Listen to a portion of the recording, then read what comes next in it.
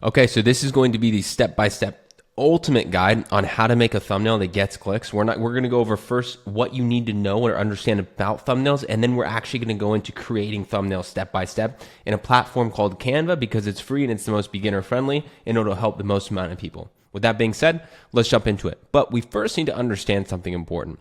And that first thing is what gets clicks. And to really understand what gets clicked, or to really understand how to get a person to want to click onto our thumbnails, we need to understand the basics of psychology. You might be thinking, oh, we don't need to understand this. This is ridiculous. No, we do need to understand the basics of psychology, because when we do, we can basically get the click every single time.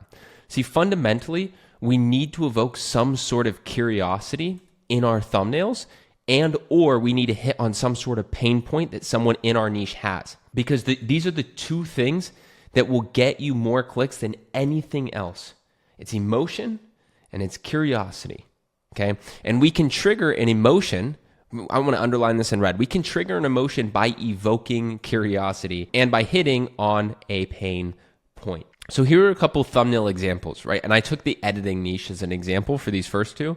This was the thumbnail I came out with on my other channel, by the way, and this was one of my top performing videos. It already almost has 40,000 views, which is pretty good for the channel I have, because the channel I have, it's not super big. It has almost 4,000 subscribers. So it was a big outlier. But what did I do in this thumbnail? Well, taking a step back, I first reviewed what the pain points that people in my niche have. So I say, okay, video editing, for example. I know that one of the biggest pain points within the editing space is not being able to make enough money as an editor. I made the title of this video, I was like, you know what? I'm going to address the money part in this title. So I talk about money specifically in the title. But I was like, what I want to do is, because when people see this video, they're going to see the title and they're going to see the thumbnail. I want the title to hit on the pain about not having money, but I want the thumbnail to really hit on that curiosity and emotion, right? So, for example, as an editor myself, before I became a YouTube strategist, I was an editor for many years. If I saw a thumbnail like this, I asked myself, well, would I click on this? And the answer was yes. Why? Well, because one, I felt a little bit of motivation and excitement to edit when I saw this screen, this MacBook, because it's a MacBook, it looked aesthetically pleasing, but also because of this really, really advanced looking editing timeline here. In fact, I'll zoom in so you could see this, right? And I saw that timeline and I was like, okay, wow. That would motivate me, right? I want to click on this because I want to, first of all, just edit better.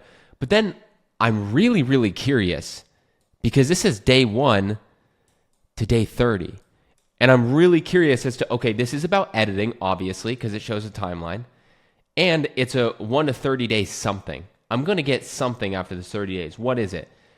Because of that curiosity and emotion that's invoked in this thumbnail, I'm going to read the title. And I'm going to see that the title is, oh, how to make X amount of dollars in 30 days as a video editor. And I'm like, oh my God, this hits all my pain points. I'm curious as to what that making money is in 30 days, how I can do that. And I'm curious how I can edit and have a timeline like this. These are all things that I was able to hit on by understanding psychology, i.e. what gets people to click, curiosity and emotion, and understanding my niche and the pain points that the people in my niche have. In this example, video editors, their pain point being not making enough money, wanting to make more money, wanting to be better editors, okay? And then I crafted a very, very simple thumbnail. I mean, when you break this down, this is literally 3 elements. Me and the computer, day 1, day 3, okay, the titles, and then an arrow. Like literally that's it, okay? And this thumbnail did super, super well. I split tested this with a few other thumbnails. This one did super well, and the video did really well too. Now here's another one. This one's great. This one really, really goes into curiosity more than anything, right? But because of the curiosity, that ends up evoking an emotion. This is one of the highest performing videos on a channel called The Editing Podcast, and they're a podcast that talks about video editing. Why was this one of the top performing channels? Well, when you look into the analytics, especially into the thumbnail, you see that they do this curiosity and emotion evoking very, very well. They get the click. Not only that, but they have more elements going on here too, okay? So first of all, they have an editing timeline, right? Or at least a clip. And then they have some of it muted. And then they have this part of the clip glowing with a color, okay? Right away, that just grabs my attention. That's that. That's a whole different story. But the thing is, they have a title. And this title says, delete this. I am instantly, as somebody who's an editor, I'm instantly I am insanely curious as to what this is about. What do I need to delete in my edits to, my subconscious is telling me when I look at this, what do I need to delete in my edit that they're pointing to that will make my edit like Deadpool and Wolverine, like the movie? Like, how can I make my edits like that? And I'm assuming that I'm going to learn that in this, right? And that curiosity gets you so much because it just says delete this. Delete what? I'm so curious as to what I need to delete. Not only does it evoke a ton of curiosity, but because of that, I have a lot of emotion. I want to be a better editor. I want to make more money as an editor. So if I delete this, am I going to make more money? Am I going to be a better editor? Now I'm getting excited. Now I'm even feeling a little bit of FOMO if I don't watch this, fear of missing out, right?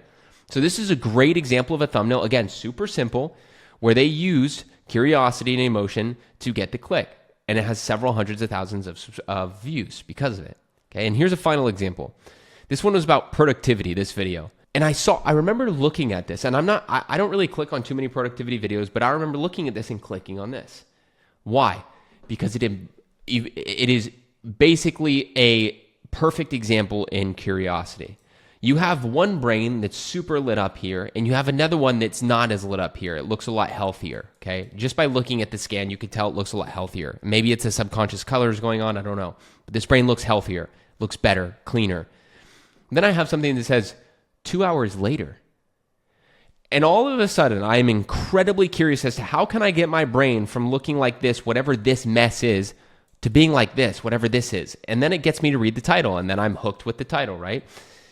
And that they evoked a great amount of curiosity in this, which therefore also evoked emotion.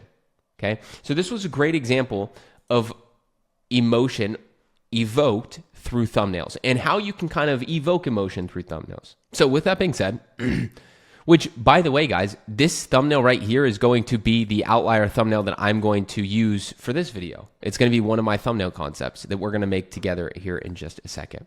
Now, a fantastic way to do this perfectly every single time is to understand who your audience is. A fantastic way to hit on the pain points, to evoke curiosity and emotion in every single video, it's to understand who your audience is. Who are you making content for, right? What is the niche that you're serving? Okay, and when you understand that, what you should do is make a list of that niche's pain points, then factor in those into the thumbnail in relation to the video. So for example, I know one of the biggest pain points if I was targeting editors, one of the biggest pain points for editors that they have, it's not making enough money fast, right? So that would be on my list of pain points that I'd write out. So what am I going to do? Well, so I hit on money topic via the title in this thumbnail that I showed you guys earlier. And then I use the thumbnail to trigger curiosity and a pain point, not making enough money, how you can do it in 30 days, right? Evoking curiosity. So if you have a hard time actually writing out a list of pain points that could be applicable to your audience or your niche, then what you should do is go to ChatGPT, which is an AI, it's a free AI, and give it the following prompt. Tell ChatGPT, I'm a YouTuber who works in the insert your niche, right? So in the video editing niche, trying to understand the pain points of my viewers and potential viewers so I can craft a compelling thumbnail hitting on those pain points. Please give me a list of pain points that my niche is likely facing. Then ChatGPT will give you like a list of 10 or 20 pain points that you can use as a guide when crafting your thumbnails. And this helps so much because, for example, maybe you're making a thumbnail and you're like, man, I don't know what title I should put here. Well, look back to that list of pain points and try to find just one of your favorites and find a way where you can make that shorter and put it into a title of a thumbnail. For example, like maybe it's delete this or whatever, or maybe it's how to make and then blur out $3,000 per month as an editor, right? Whatever it is. And you can get that from your list of pain points that you make. Now let's get into actually how we can create it, right? So let's create the thumbnail for this video that you're watching right now. We're going to do that. And this video, just for context, the video of this, the title, well, I usually come out with multiple different titles that I split test, but my main title idea here is going to be step-by-step how to make a thumbnail that gets clicks, okay? The theme, I want it to be psychology focused. So I really love like this style thumbnail. So I think I'm going to use this as my outlier-based thumbnail that I'm going to kind of reference as my concept since it's in a different niche. Then my goal is to be simple. My goal is to evoke curiosity and emotion by hitting pain, okay?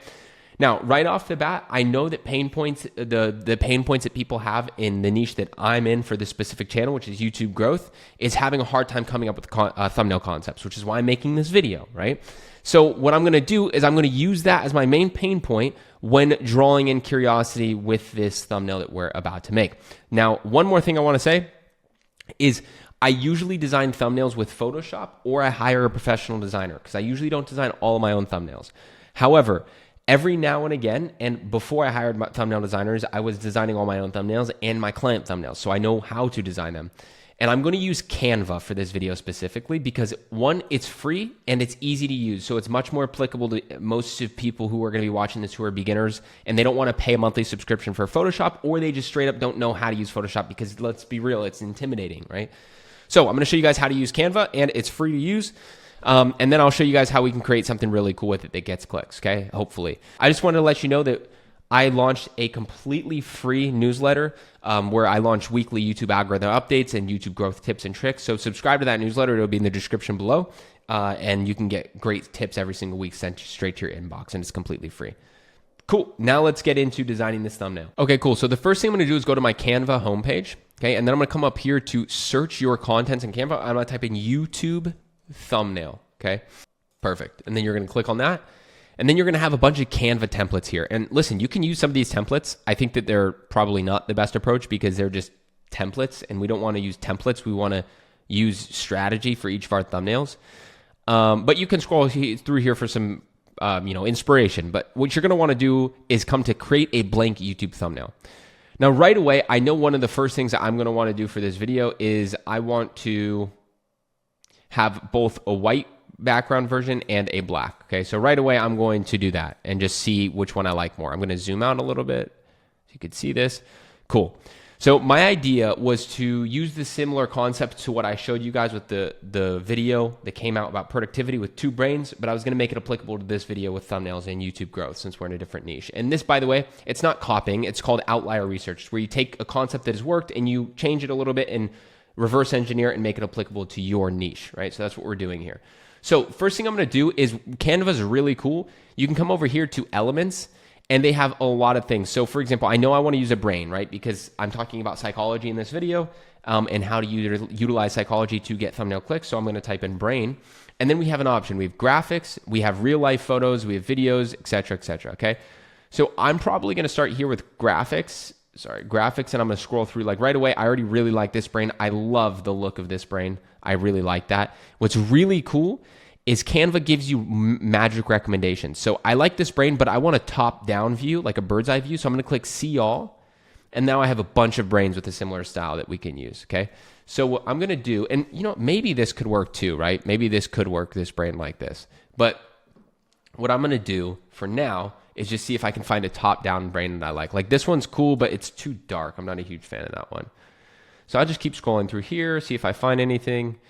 This one's cool. We could use this one. This one could be a cool one. But for now, maybe I'll just use this one, right, for example's sake. Because this one, I really like the way this one looks. Cool, so what I'll do is, I know I want to have side-by-side brains, so I'll just copy and paste that, okay, Command-C, Command-V.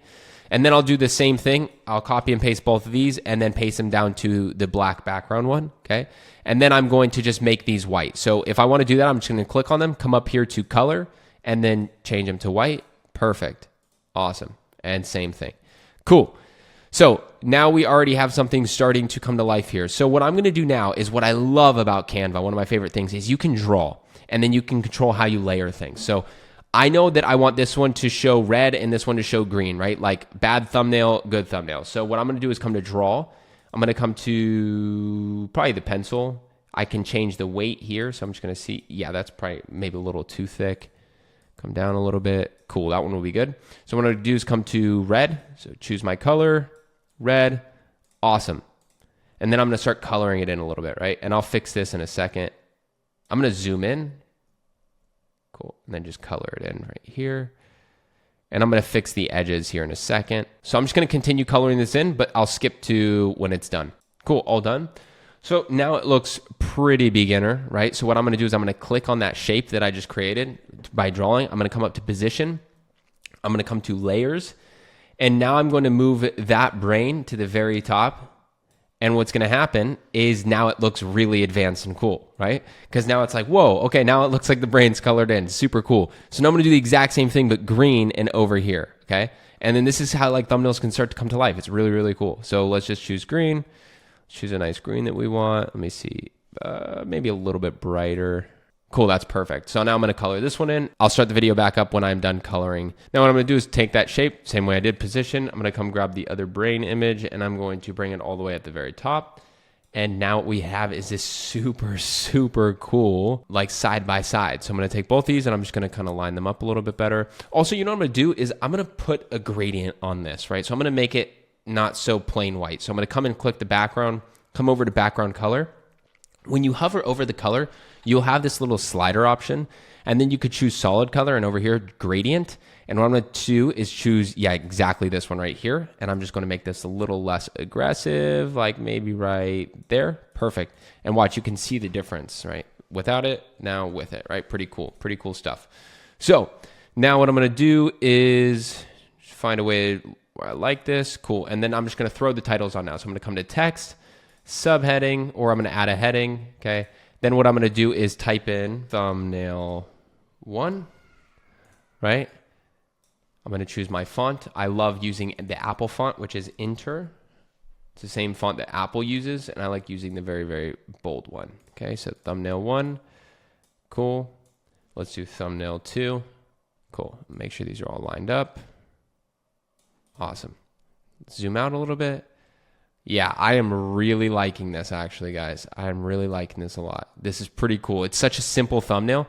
In fact, I think I like it better than the dark one, right? Look at that. That is pretty cool, right? I love that. So this is literally the thumbnail that I'm going to go and use for this video. It might be the one that you see or not. I'm going to go ahead and create some more and split test them, but I think this is going to be the one I go with. So you can see it's super, super easy to create a thumbnail here. And all you need to do is focus on evoking curiosity and emotion. For example, right here, how do I do that? Well, the main way that I'm evoking curiosity is by having one brain that's low and red, right? And then another one that's high and green, signifying, wow, my brain is firing here and it's like bored here. This is with thumbnail 1. This is with thumbnail 2. Whoa, I want to know how to do thumbnail 2 and make people's brains look like that, right? That's how I'm going to evoke curiosity. And maybe it's the reason why you clicked onto this video. But I hope this was very, very helpful to you guys. Remember to join my free newsletter. It'll be the first link in the description below. And if you guys want to learn how to come up with thumbnail concepts that are proven have already worked, then you can click on this video right here to watch that next.